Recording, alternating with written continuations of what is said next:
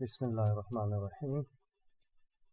Last lecture में हमने purchase form design किया था। अब हम और उससे रिलेटेड हमने कुछ प्रोसीजर्स भी लिख लिए थे जो हमें गेट के लिए रिक्वायर्ड थे।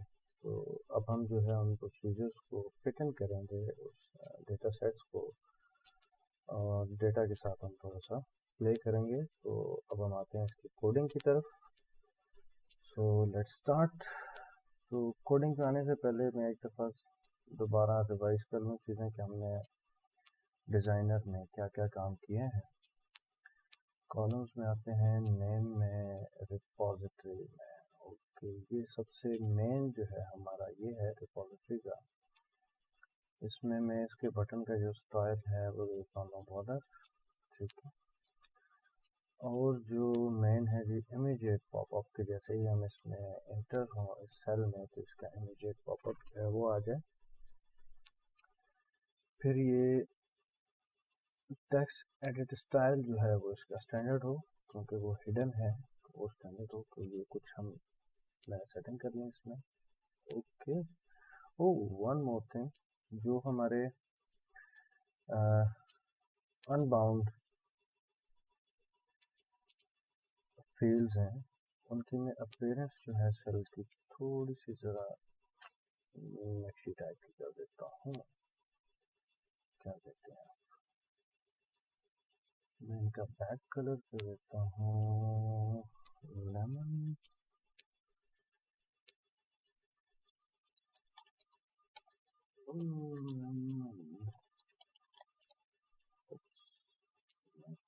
मैं भूल गया शायद लेमन शायद इसका नाम भूल गया। मेरा बड़ा फेवरेट कलर है, बड़ा लाइट सा और बड़ा डिसेंट सा कलर है। दिस मस्ट बी हियर और हियर। नहीं, इनको थोड़ा सा हार्ड हो जाएगा।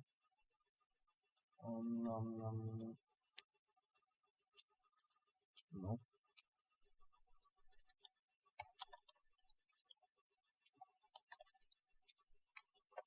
नहीं है तो कहाँ गया?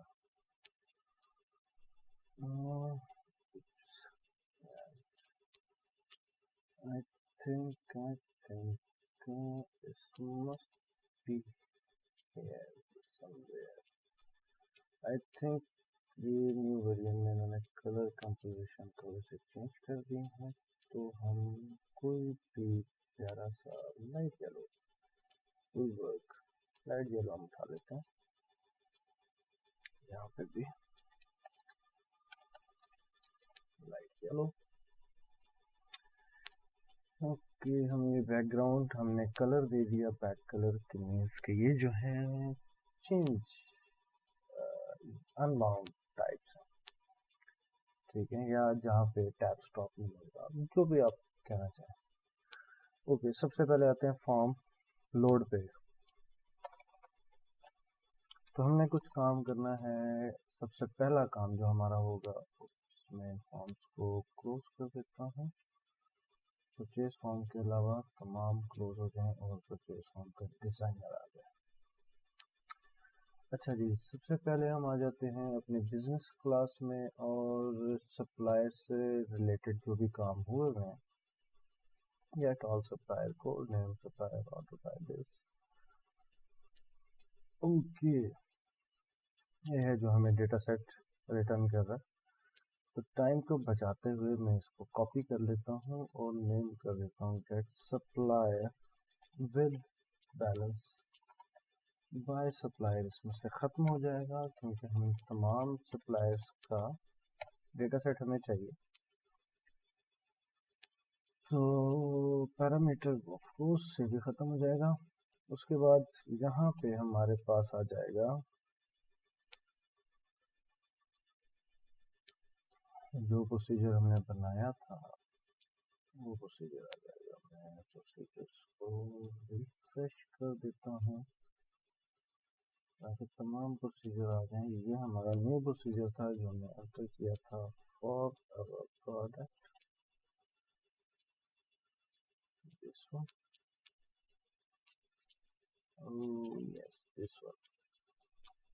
ओके, ठीक हो गया। ये हमें एक डेटा सेट रिटर्न कर देगा। इस डेटा सेट को हम ले जाते हैं हमारे परचेज फॉर्म पे। यहाँ पे हम एक वेरिएबल ले लेते हैं dim data set as a data set, और हम एक प्राइवेट सब रूटीन बना लेते हैं load all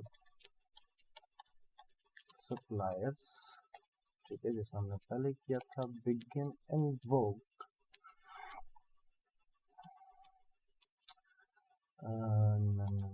function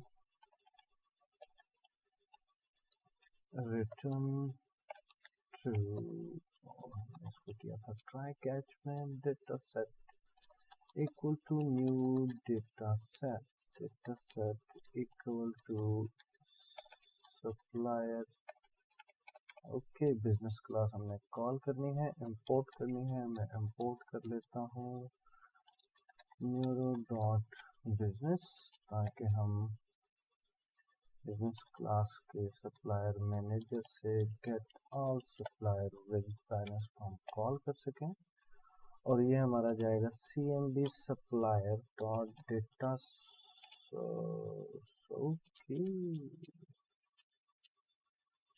binding source आ रहा है, डेटा सोर्स किधर गया? आई थिंक हम कुछ गलत कर बैठे हैं इसमें। डेटा ओ सॉरी, और नहीं, data binding as binding collection the get data binding, ये तो गेट है। अगर हमने सेट करना है तो उसके लिए हम क्या करेंगे, लेट्स चेक इट आउट कि हमने कौन सा कंट्रोल लगा दिया है। लुकअप एडिट है तो cmd सप्लायर में cmd सप्लायर से लुकअप एडिट, तो डेटा सोर्स मस्ट है। डेटा सोर्स हम ले सकते हैं property easily, property dot data source. Okay, so property dot data source dot properties dot data source equal to dataset dot table of 0 cmd supplier dot display के properties dot display member। यहाँ पे हम display member दे देंगे कि इसका ये display member है और ये जो है वैल्यू मेंबर है। ये हम डायरेक्ट वहाँ पे भी दे सकते हैं, जिस तरह हमने डिज़ाइनिंग में दिया था ग्रिड के अंदर, जो हमारा ग्रिड इनर ग्रिड जो पॉपुलेट होना था उसके अंदर जो हमने दिया था, उससे उसी तरह हम यहाँ पे भी दे सकते हैं। डिपेंड करता है आपका टेस्ट क्या है और आप किस तरह काम करना चाहते हैं। मैं मॉडिफाई किया, मैंने यहाँ पे सप्लायर कोड उठा लिया एंड नेम उठा लिया। Value member is supplier code and the display member is our name. Okay, और हमने इसको कॉल कर लिया, क्योंकि ये काम हम बिगिन इन्वोक का क्यों कर रहे थे ये मैं लास्ट लेक्चर में डिफाइन कर चुका हूँ, जब हम आइटम वाला बना रहे थे। तो इसका मकसद ये होता है कि हमारा जो लोड है, फॉर्म लोड हो जाए, बाकी काम बैकग्राउंड में चलता रहे। हम आते हैं अपने काम के ऊपर, चेक करते हैं कि परचेज फॉर्म में तो ये हमारे पास आ गए, और बैलेंस को हमें थोड़ा सा इंक्रीज करना पड़ेगा, इसके साइज को पॉपुलेट करवा के, ताकि बैलेंस हमारे पास शो होना शुरू हो जाए। और इसका जो फॉर्मेट है वो स्टैंडर्ड करना पड़ेगा, ताकि यूजर सर्च कर सके। डिस्प्ले हुआ है टेक्स्ट एडिटर स्टाइल को स्टैंडर्ड कर दें, ताकि यूजर टाइप करके सर्च आउट कर सके। इसका मेंटेन वन मोर थिंग, हमने इसका जो पॉपुलेट है वो जो इनर ग्रिड आ रहा है उसकी हमने प्रॉपर्टी में आके उसका जो फिट मोड है वो करना है फिट रीसाइज पॉपअप को रीसाइज करें। ठीक है, ओके। बाकी डिज़ाइन के ये फॉर्म में फिल हो जाए, डॉकिंग हो जाए, ये हो जाए, वो हो जाए, वो आप उन प्रॉपर्टीज से वाकिफ हैं, वो आप यूज़ कर सकते हैं कि इसको कैसे आपने ये सारा एरिया फिल इन करना। Not a big deal. Okay now okay मैं एग्जिट करता हूँ और लेट्स स्टार्ट अगेन। कि अब हमारे जो नेम है और जो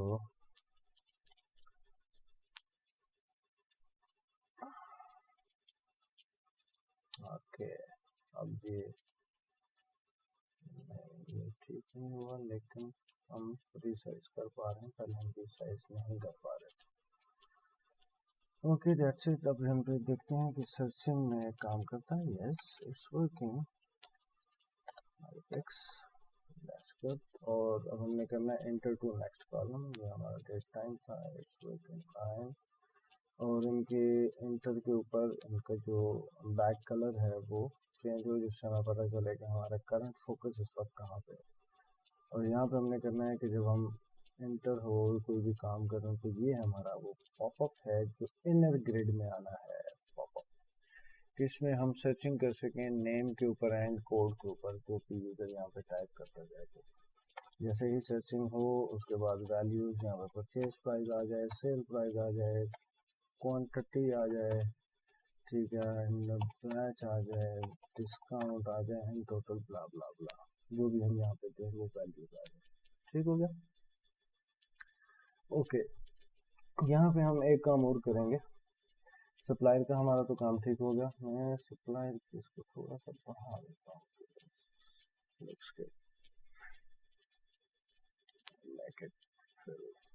आगे डिजाइन थोड़ा सा प्यारा हो जाए। फ्रंट डिजाइनर में आते हैं, कुछ काम हम और कर लेते हैं।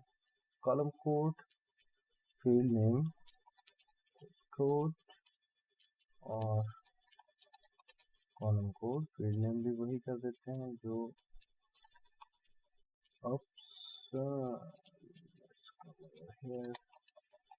Column name, same field name with the same column name. क्योंकि अनबाउंड नहीं है, हम इनको रन टाइम पे डेटा देंगे तो ये अपना एक डेटा सेट बनाएगा जहाँ पे इसमें वैल्यूज को स्टोर करवाना है। Quantity, column bonus, column total and column discount, select total, column total.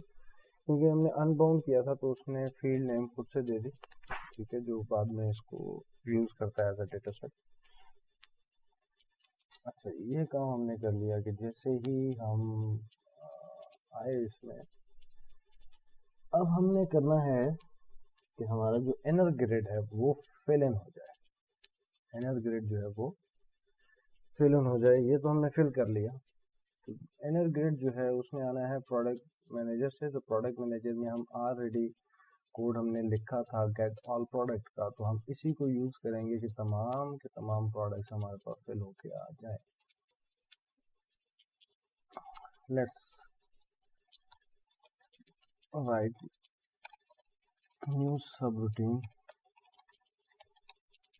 All products begin invoke function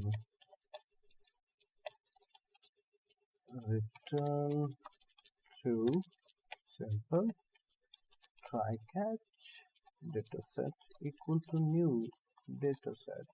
क्योंकि पुराना डेटा सेट हमारे यूज कर चुके हैं तो उसी डेटा सेट को न्यू डेटा सेट करके प्रोडक्ट मैनेजर में जाके गेट ऑल प्रोडक्ट्स को उठा के मैं कर देता हूँ नीड डॉट ग्रिड रिस्पॉन्स, जो आइटम एडिट है उसका data source equal to data set dot table of 0।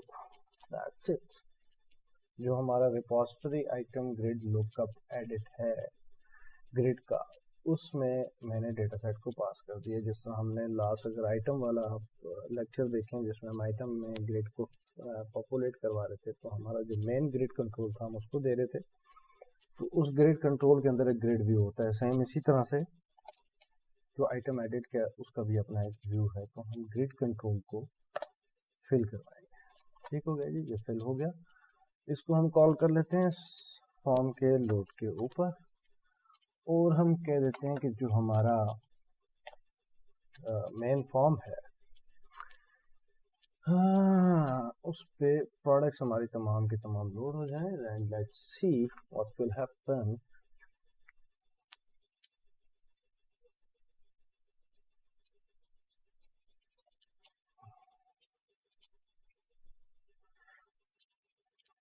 यहाँ पे हमारे पास मैंने लिखा आइटम, ओके, तो ये हमारा हो गया जी। लेकिन अब इसमें हमने करना ये है कि जो हम यहाँ पे टेक्स्ट सेलेक्ट करें वो सिलेक्टेड रहे, और फिर यहाँ पे हम उसकी जो भी परचेज प्राइस है यहाँ से जो भी सिलेक्ट हो गया है उसकी परचेज प्राइस आ जाए, यहाँ पे सेल प्राइस आ जाए, यहाँ पे अवेलेबल क्वांटिटी उसकी है, ओ नहीं अवेलेबल क्वांटिटी हमने अपने पास स्टोर करवानी है, उसकी क्वांटिटी बोनस क्वांटिटी जो है, फिर टोटल प्राइस उसकी जितनी है वो आ जाए, डिस्काउंट क्या मिला, और नेट जो हमारा टोटल है वो आ जाए। ठीक हो गया, ओके। अब ये काम हमने इस पे करना है। तो इससे पहले हमने ये करना है कि जैसे ही फॉर्म लोड हो तो वो क्या करे, फॉर्म लोड के ऊपर इसमें ग्रिड व्यू जो है उसमें एक रो ऐड कर दे, न्यू रो। तो मैं मी डॉट डेटा डेटा नहीं grid view one dot add new row, तो यहाँ पे एक न्यू रो ऐड कर दें। ठीक, तो होगा ये। अच्छा, अब हम करते हैं कुछ न्यू, एक न्यू रो ऐड हो जाए फॉर्म के लोड पे।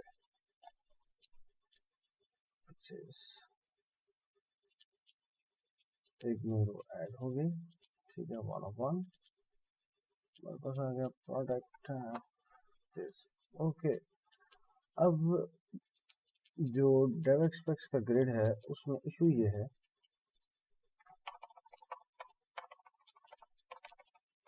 ओके, अब उसमें इशू ये है कि उसमें डेटा स्टोर करने के लिए आपको एक डेटा सेट, एक एम्प्टी डेटा सेट बना के इसको पास ऑन करना होगा। ठीक है, वो डेटा सेट जो है ये अपने पास रखेगा, और जो भी हम वैल्यू असाइन करेंगे ये उस डेटा सेट में अपने पास स्टोर करेगा।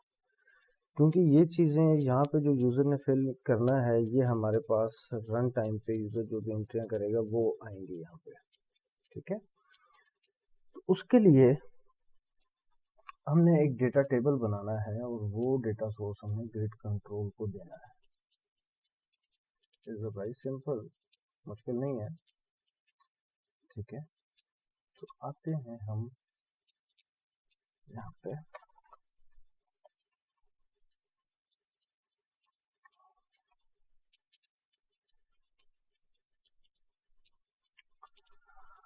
Okay, oh my god, oh my goodness,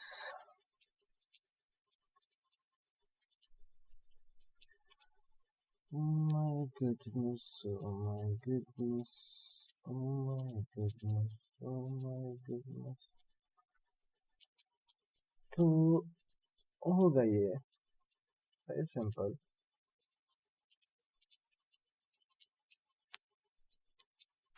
यहाँ पे हम एक सब रूटीन बनाते हैं, क्रिएट डेटा टेबल और गेट। इसके लिए डेटा टेबल हम बनाएंगे dim tbl as a data table equal to new data table, और टेबल का हम एक नेम दे देते हैं, फॉर एग्जांपल पैरेंट टेबल। ठीक है, ये हमारा पैरेंट टेबल है या ग्रिड टेबल है, व्हाटएवर। फिर हम एक कॉलम लेंगे एज अ डेटा कॉलम, क्योंकि इसमें हमें डेटा स्टोर करना।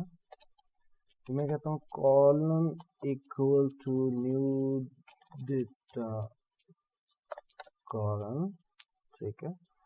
इस कॉलन की जो हमारी डेटा टाइप होगी वो होगी गेट टाइप ऑफ, फर्स्ट जो है हमारा कोड है तो वो बिगिन, सॉरी डबल बिगिन, तो डेटा टाइप उसमें डेटाबेस में है तो यहाँ पे वो डबल होगी। और इस कॉलम का जो कॉलम नेम है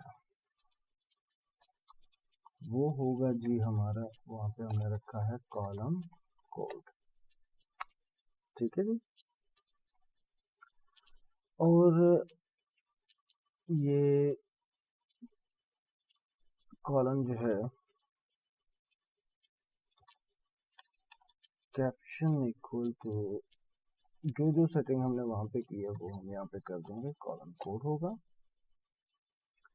ठीक है। इस कॉलम का ऑटो इंक्रीमेंट फॉल्स होगा, auto increment equal to false, और कॉलम जो है वो रीड ओनली नहीं होगा। उसके बाद कॉलम जो है वो हमारा यूनिक भी नहीं होगा, ठीक है। हमारा